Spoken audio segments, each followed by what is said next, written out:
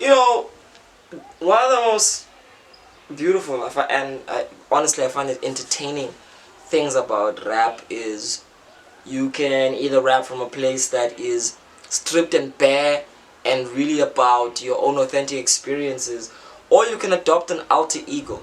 You know, you can wear the mask of a version of yourself that you want to amplify or emphasize in order to create a caricature whose whose depth you want to explore.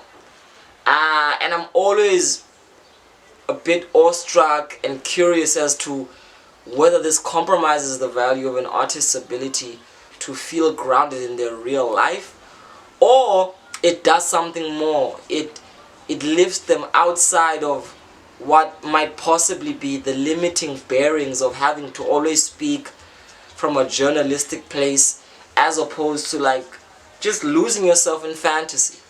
I'm speaking about this because a rapper who I deeply appreciate from the Eastern Cape by the name of Lxndon has been morphing into something that his core fan base has been noticing. A while back, you might have seen and that's if you're an avid follower and subscriber of the Headspace. We'll probably put a link in the description to the time that we reviewed the first one. Free Smoke was a project that I had appreciated in its ability to be able to take the narratives of a South African youngster and pocket them into commercialization, whilst at the very same time aspiring to really push the limits of what is possible with quote-unquote vernac.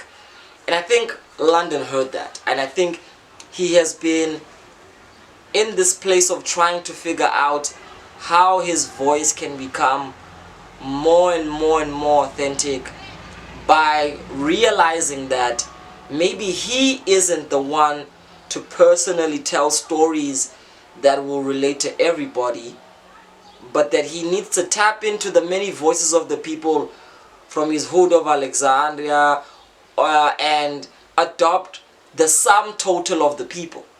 Become something greater than Lxndon. Become something that is, yes, an exaggeration, but one that is essential in order to encompass a broader story that might come from a place that is not immediately relevant to the man, but is a story that he understands nonetheless through the eyes of others. That there's a time where rappers possibly need to or could vicariously tap into the experiences of other people and tell those stories as if it were them. Stories of drunken escapades, stories of crime, stories of fear, stories of wealth and power that aren't really about where the person is at, but about what they've been observing around them. So I think Free Smoke, the rise of Madrata, is the coming together of a persona that embodies that. I really think this is one of the most blisteringly inspiring storytelling albums from a new age rap artist.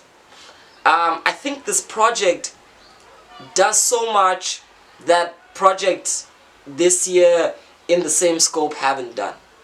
Whilst most MCs have focused on the furtherance of their own unique individual narrative, the proclamation of their own personal agendas, Lxndon disappears and becomes part of the people by adopting a character that is not him.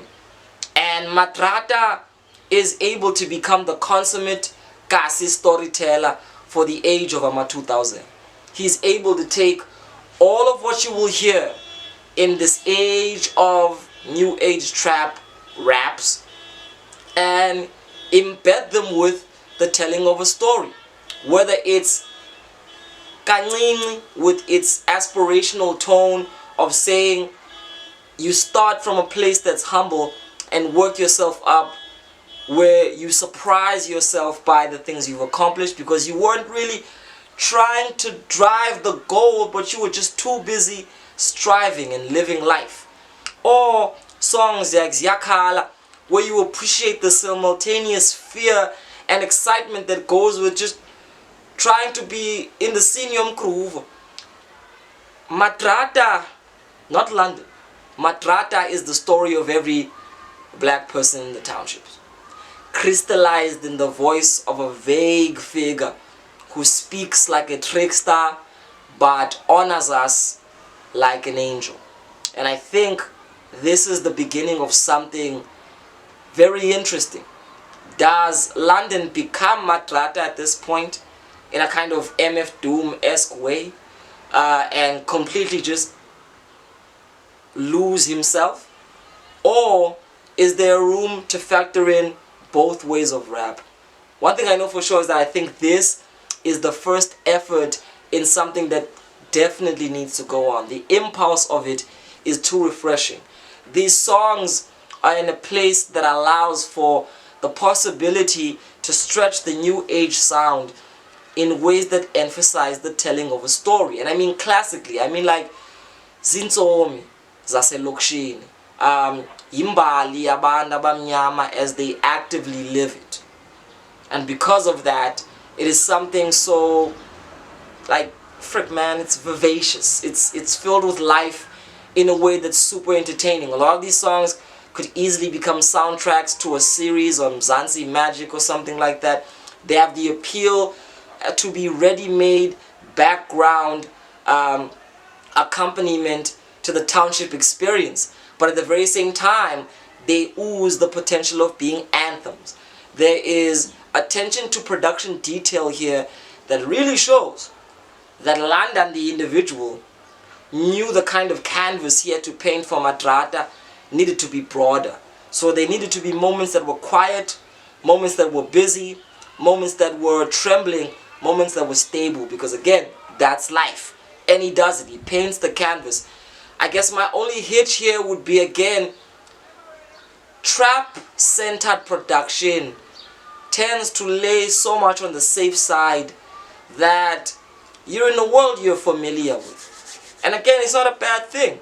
So a historicist album, but that speaks of history as it is experienced in the present. What do young South Africans do with themselves in the Tembisiete sense of the phrase? Like, how do they take the unbridled anxiety of the experience of being young and living in this country with all of its dichotomies and work it into something that can make room for joy? So ultimately, for me, Madrata drives that through just enough to reach the mark of 6.5 out of 10. Not a 7, not an 8 or 9, because brevity, so the story is a glimmer. It doesn't stretch so long that you find more room for it to live on. And also I think because it subjects itself to current sound, you've got to think about how a lot of these projects will age, and I don't think the beats in and of themselves will outlive 2-3 years.